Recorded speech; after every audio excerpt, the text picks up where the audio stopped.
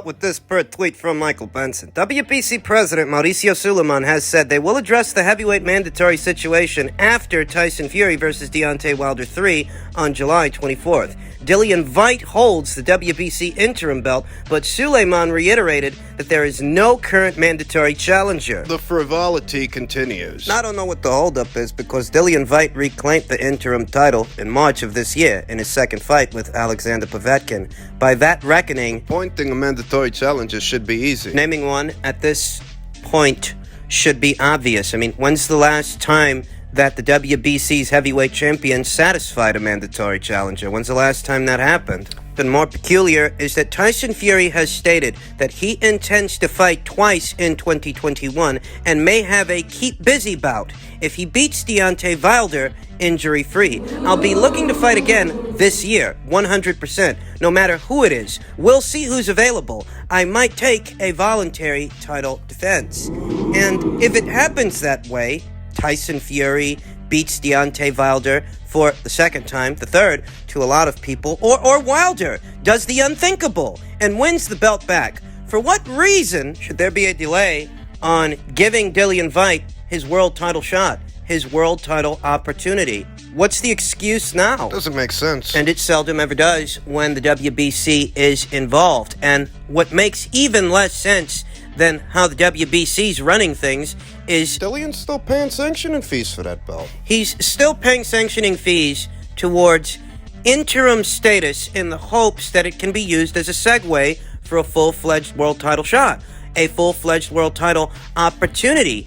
And he's been paying these sanctioning fees for years, fighting in these WBC eliminators, Winning silver and interim titles. just to be given the runaround by the WBC themselves. I mean, at this point, what's the point? Why keep paying them? Why keep trying? It's very clear that the WBC are going to put as much distance between Dillian Whyte and the winner of that fight, regardless of who it is. They're going to put as much distance between them as they can because that's what they've been doing. They're never going to order that fucking fight. That much is obvious. That much is crystal clear year after year, has been crystal clear year after year for the last, I don't know, 3 or 4 years? Tyson Fury is leaving the door open for him to take on a voluntary challenger should he beat Deontay Wilder for the second time. And if he does beat Wilder for the second time, I hardly think he's going to choose some killer, someone as interesting as a Dillian Whyte for a voluntary title defense.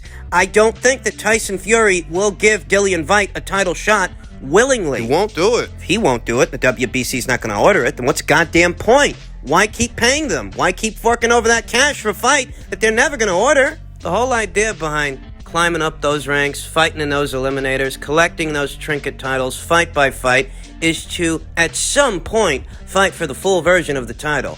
And that's not going to happen. I mean, it really doesn't look like it's going to happen for Dillian Whyte.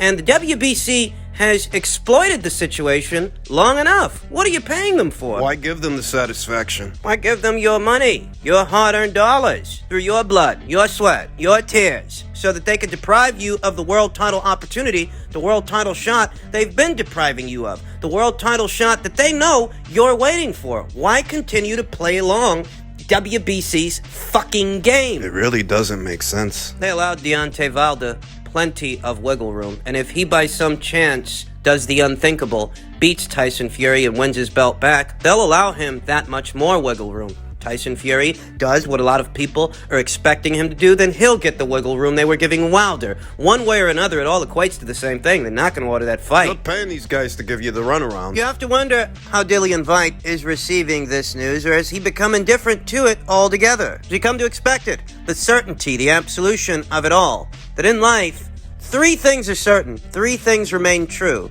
Death, taxes, and that the WBC is going to keep him away from that I belt. wonder what he's telling himself right now. In the past, Dillian Whyte hasn't had any hair on his tongue. He's had a few choice words about the WBC and what they're doing, what he thought was going on, how he felt they were protecting Deontay Wilder back when Deontay Wilder was the WBC champion. Here today, it's Tyson Fury, but it's more of the same from the WBC. And they are making a mockery of the sport. They are being allowed to do so with impunity, so long as the fighters themselves continue to fork over their hard-earned cash, their hard-earned dollars, towards sanctioning fees for fights that the WBC reserves the right to order. The WBC reserves the right to pick and choose who deserves a title shot and who doesn't. It's not even sporting anymore. What they are doing to the sport. I mean, maybe Deontay Wilder did have some aversion to fighting Dillian Whyte, and maybe Tyson Fury shares in that sentiment. Maybe he's not too interested in fighting that guy either, but he shouldn't have so much wiggle room to choose. WBC's got one job. One job, just one job, one function. And they are not performing that function. So who needs them? Not Dillian Whyte. They're not doing him any favors. Oh, they've reserved all their favors for Deontay Wilder and Tyson Fury. The other part of this story that deserves some attention, some consideration, is that Tyson Fury is letting us know that if he beats Deontay Wilder for the second time, the third to some, if he does this, he's not going to go straight into a fight with Anthony Joshua. Wait a minute, wait a second. You know, some people think he looks at Wilder as a tune-up fight. Some people think that Tyson Fury had an aversion going straight into that Anthony Joshua fight before the arbitrator's ruling came down, ordering Tyson Fury to fight Wilder for a third time. Some people felt that Tyson Fury didn't want to take that fight on straight away because it had been a long time since he fought anybody, a little over a year, and that Tyson Fury viewed the Deontay Wilder trilogy as a means to tune up and stay sharp ahead of what's supposed to be an Anthony Joshua fight. Yet here what we're seeing is he plans on having a keep busy fight afterwards, after the Wilder fight, after the Wilder tune-up. Wait a minute now. That pretty much kills that narrative, now doesn't it? To these comments from Tyson Fury, Eddie Hearn says, if Tyson Fury wants another fight in between, let's do the right thing and give the fight to mandatory challenger, which is Dillian Whyte.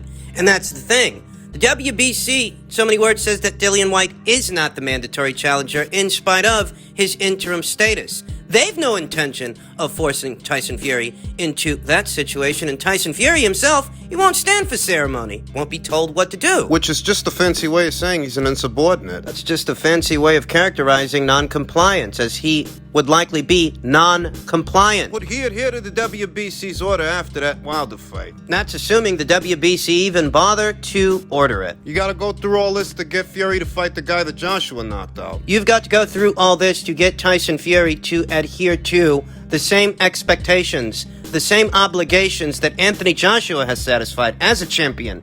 Time and time again. You got to go through all this. If the shoe were on the other foot, they'd accuse Anthony Joshua of ducking. If Anthony Joshua behaved the way that Tyson Fury behaves, in reference to a Dillian Whyte fight, in reference to mandates, mandatories, all of those obligations that come with being a champion, if Anthony Joshua behaved the same way that Tyson Fury behaves, they'd accuse him of ducking in a heartbeat. They wouldn't celebrate him the way they celebrate Fury. They wouldn't call him a maverick. No, sir. They'd call him coward. If Anthony Joshua behaved exactly the same way that Tyson Fury is behaving. So what have you got to say now? A few weeks ago when I said that undisputed don't mean to Tyson Fury what it means to Anthony Joshua, those comments were met with some resistance. Saw a couple of people complaining. Attempting to play him the violin, attempting to exonerate him of culpability for things having gone down the way they went down. That's just the truth. That's just the way that these guys' minds work. They celebrate Tyson Fury's shenanigans. They celebrate his antics when it's not like Anthony Joshua is on easy street. He's got to take on Alexander Usyk, a fighter who many view as a credible threat to him because of what he did in the cruiserweight division, because of his mobility, his agility, his elusiveness. His amateur pedigree. He's coming right off of satisfying one mandatory for the IBF and Kubrat Pulev, only to satisfy another for the WBO in Alexander Usyk. Mandatory after mandatory, with compliance, without complaint. I know Eddie Hearn griped about constantly being told what to do. By these alphabet organizations, by these sanctioning bodies, but what fight are they currently in deep negotiations for? The Alexander Usyk fight. The WBO mandated title defense. It's not like Anthony Joshua's on easy street. When that fight came up, when that fight was ordered, you didn't hear Anthony Joshua talking about how he's going to take in a voluntary after the Usyk fight. What you heard was that they're going to move on from that and see about becoming undisputed champions, regardless of who wins the fight between Wilder and Fury. So many words, what he said was, Fury, Wilder, bring them both. I'm not taking sides. They're both enemies of mine, and I want to slay them both with the same energy. Good luck to both. Whichever one wins, I'll be seeing them soon. And at no point did Anthony Joshua talk about taking in keep busy fights and voluntaries in place of the undisputed heavyweight championship. How long is Tyson Fury going to be allowed? He got you guys under some kind of spell? I'm not questioning his ability to box, his fighting ability. That's not what I'm talking about. What I'm talking about is the energy that he exhibits towards becoming this division's undisputed champion, as opposed to the energy we see from Anthony Joshua. It just seems a lot like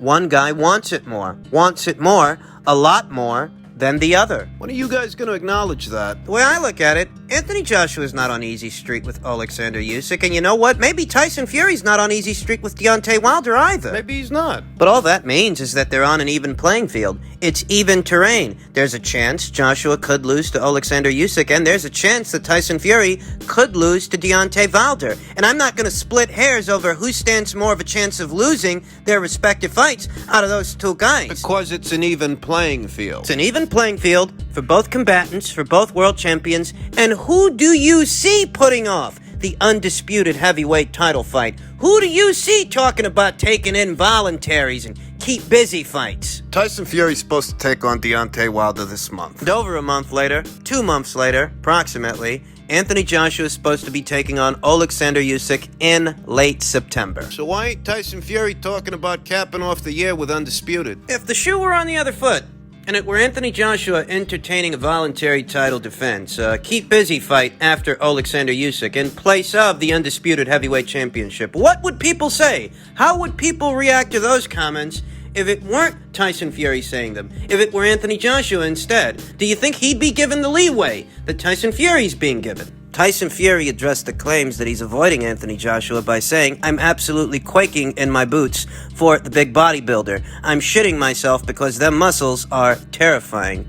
And that might seem charming to some, though more of the same tired old shtick to others. You are the guy that's talking about taking in a voluntary. You are the guy that's talking about placing a keep busy fight in place of the undisputed heavyweight championship. We don't hear that kind of talk from the bodybuilder. We're hearing it from you. No matter how you try to spin it. And at some point, people are going to have to start holding this guy accountable because it's getting ridiculous. It really is. And finally, ahead of his upcoming undisputed junior middleweight title fight, unified champion Mell Charlo was making the case for his inclusion in the top 10 pound-for-pound ranked standings. He said, "Y'all have Terrence Crawford really high. Have y'all looked at his opponents?" Mell Charlo asks ESPN's Ben Baby. Mell is number 12 on the Athletic Box's top 10.